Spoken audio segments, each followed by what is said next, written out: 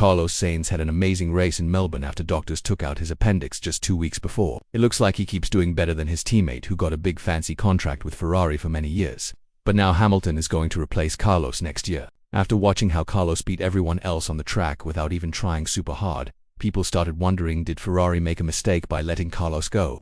And what's going to happen to this Spanish driver next? It was a weekend full of surprises. But after Verstappen had to quit the race early because his brakes got stuck, everyone could see that this race was Ferrari's chance to win. The question was, which Ferrari driver would be better if they had to race each other directly, even though they were pretty close to each other a few times during the race.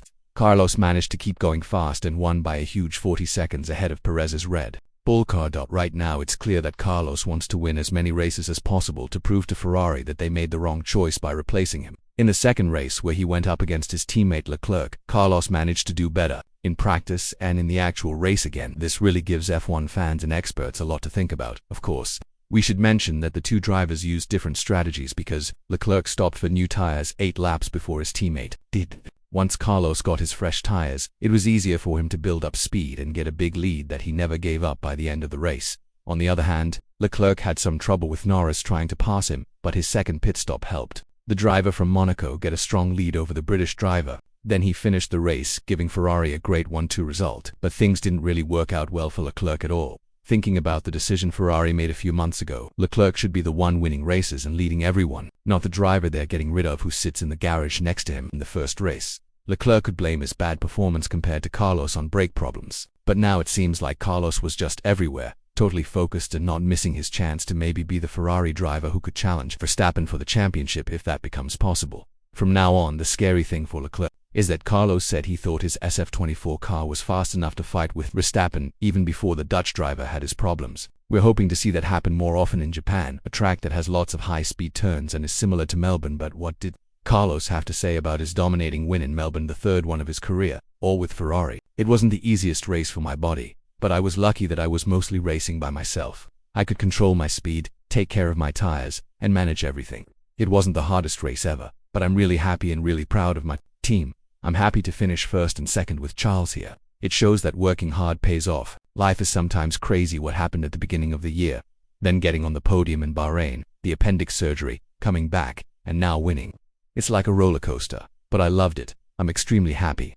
More importantly, Carlos felt like his car's DRS speed boost would have helped him a lot when racing against Verstappen if everything was working right with the RB20 car. But the fact that Ferrari didn't get that much faster compared to the McLaren cars behind them shows one of two things. Either Verstappen is able to get amazing performance out of his RB20 car, or the SF24 isn't ready to be the best car yet. It's just faster than McLaren right now this season, but with lots of upgrades coming for the next race. Upgrades that people say will completely change how the car works because of the good foundation the team built for 2024. We can safely say we're going to see much closer races. This season is far from over. Talking about fighting with Verstappen, something F1 fans really wanted to see, Carlos said, "I felt like I could keep up with him on the first lap and try to get close enough to use DRS. DRS around here is super powerful." Then Verstappen lost control of his car in turn 3, and that was my chance to get close and try to pass him. As soon as he was behind me, I think he started having brake problems, and that was it for him. It's too bad because I think we would have had a really good fight for first place today, but I'm happy to take the win. Verstappen has had plenty of wins, so I'm happy to be back here. The fact that Carlos is the only driver from last year who has won a race in the first 3 races of 2024, besides the 2 Red Bull drivers, is pretty amazing, even though we can't give him full credit because Verstappen's RB20 had damage that couldn't be fixed and the fight wasn't really fair. But cars breaking down plays a huge role in where teams end up, and Ferrari should know this better than anyone. That's exactly why their 2022 season went bad, but that's in the past. What's more interesting is that Carlos doesn't have a seat for 2025, even though he's basically one of the top 3 drivers on the track right now, behind Perez and Leclerc. The fact that he isn't ahead of them in the championship points can be blamed on him not driving in Saudi Arabia and being replaced by Behrman also. Ferrari might feel bad about announcing they're bringing Hamilton to the team so early. Now they have a driver who might be the better choice for helping develop the car in the right direction, and they won't be able to use his help that much. Earlier this year, Carlos said that both he and the team don't plan on working together on the upgrades coming to the SF24 car because of rules about protecting secret information from the driver who's leaving. So there's a really interesting and confusing question that Ferrari needs to answer.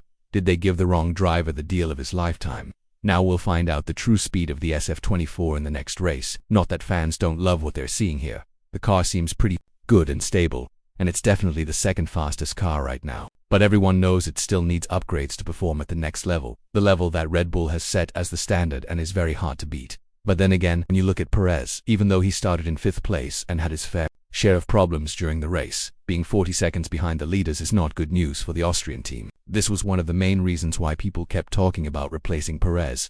Red Bull doesn't have anyone to count on when Verstappen is out of the race. All of this doesn't change what's already been decided though. Carlos doesn't have a seat for 2025, even though the Audi project might sound like too long of a wait for him. Since they'll need 3 years to be competitive, the Mercedes seat is still open. The latest performances from both him and Russell might push the Silver Arrow team in the right direction.